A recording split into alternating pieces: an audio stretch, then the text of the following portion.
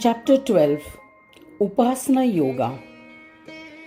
Carrying out one's ordained duties in a dispassionate attitude and worshipping according to the Shastras is known as Upasana Yoga, Yoga of worship. By its accomplishment, all his sins gets destroyed and he attains purification of the mind. He develops concentration of mind and goes on to attain superconscious meditative union. After that attainment, he has to practice for supraconscious meditative union. It is accomplished by restraint of the restraining tendencies of the mind. It is after the completion of this in its entirety that he can attain the yoga of enlightened peace. It is then that one truly and wholly forever crosses over the cycle of birth and death. The essence of this is extremely difficult to achieve, and only the one who takes support of Bhakti Yoga towards me can accomplish it easily. He describes the serial order of yogic spiritual practice in this manner. The Vedas talk about the four Brahmas as Shiva, Vishnu, Shakti and Surya. Each of them has arrived amongst themselves with extraordinary and sequential ways of attaining them. Where the union of all the four Brahmas, identification and completion happens, that is the state when the fifth Brahma, that is Ganesh Brahma, manifests. He further elaborates on the serial order of knowledge of the four Brahmas. The whole world that we see around us is filled with things having name and form, which are subject to dissolution and creation and are therefore known as Asat. The power or the authority, that is, the support for all, which is seen in this creation is Shakta Brahma, indicated by the term Asat Brahma. The Asat form of this world, which is endowed with all kinds of differences, has Shakta Brahma for support. They, being collective and distinctive, are of two types, manifest and unmanifest. Such a world which has Asat Brahma for support has Surya for its life. Surya is the Atma for all the things in this world. This is a famous assertion of the Vedas. It is always whole and unborn, and that is its uniqueness. Hence, it has been praised as Sat Brahma. The dual nature of Sat and its form are extraordinary in relation to each other. The source of creation is of the nature of Samabrahma and is known as Vishnu. The power of the three Brahmas by which their illumination and condition becomes manifest depends on the fourth Brahma known as Shiva. The three types which are manifested have their source in the unmanifest. Therefore, they are known as unmanifest Brahma. He is experienced along with the other three. Therefore, he is known as Sahaja Brahma.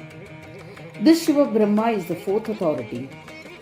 The fourfold authorities are mutually extraordinary, but they are connected to each other and they are also the cause of the end of each other. With their complete ending, the actualization of the union with the independent self-created authority, namely Ganesh Brahma, becomes possible. The illuminator of the four is created by him by his own free will. Giving them power, he gets them moving, and in the end, he absorbs them into his own Atman. That is why he is known as Ganaraj. The word Gana is indivisible, meaning it is instrumental in ending all differences. Ganesh Brahma, who is the expression of absolute union, is the one who creates the union of the four authorities. He who is endowed with the name Ganesh is absolute intelligence that is manifested in all the five authorities. Therefore, it is a characteristic of yoga leading to the powers attained through meditative union. The state which is beyond union is the state of equanimity or indifference. In brief, that which is beyond union brings peace to both of them. Contemplation of the Brahma brings psychic power of complete ending to all the changing tendencies of the mind. Thereafter, the mental vital consciousness substance, having become peaceful, becomes his nature. In this manner, the entire meaning of the shloka has been discussed according to the sutras. It is in its elucidation that the whole Ganesh Gita was instructed. Sri Gajanan Prabhu says, King Varenya, it is true that this Purna Yoga alone is acceptable to me. Purna Yoga is a complete yogic peace, a permanent divine state. It is a power bestowing. This is the explanation from the exposition on the subject. Sequence of Swananda Yoga. Where the play of ignorance, knowledge and Swanand is complete, that Swananda Yoga is the nature of Tattvamasi. He then goes on to describe how one has to experience its threefold nature in its proper sequence. The 22nd verse he says, Ahameva jagat yasmat srijami palayami cha kritva nana vidam vesham samharami swalilaya. Sri Gajanan Prabhu says to King Varenya, supraconscious meditative union is of two types, experience of being and experience of the resource.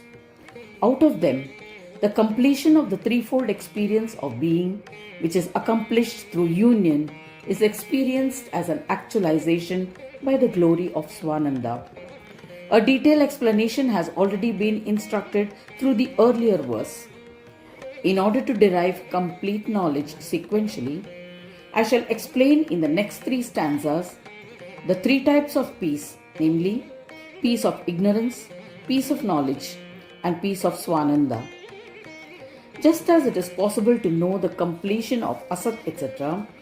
through Swananda Pada, which has been indicated in the above shloka, in the same way, the end of the four types in the state of ignorance takes place in the experience of being in the form of dissolution of causal matter into superconscious.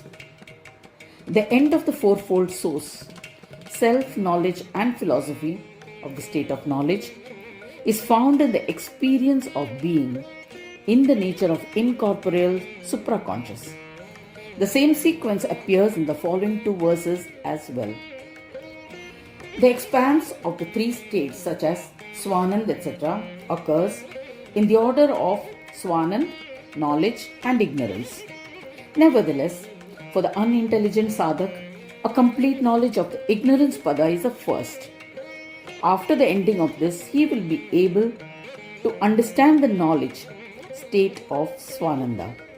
Therefore, the form of stay in the state of ignorance brings about the consciousness of the state of creation, its dissolution, etc., which is being discussed here first.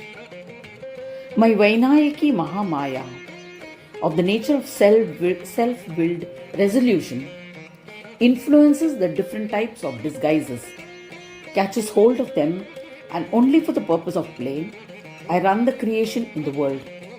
This has appeared in the shloka as well. Aham Brahma Asmi.